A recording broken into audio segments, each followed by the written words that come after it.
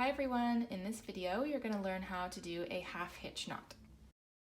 You're going to start with your row of cords and you use the outermost cord as your lead cord. You pull your lead cord to whatever angle you want your knots to go in.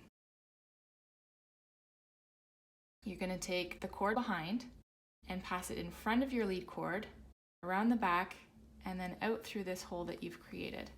When you're tightening the knot, you want to make sure that your lead cord is at the angle that you want. You're going to go on to your next cord. Keeping the lead cord at the same angle, pass the cord around the front of the lead cord, back behind, and through this hole. Again, making sure that the lead cord is at the same angle as it was before.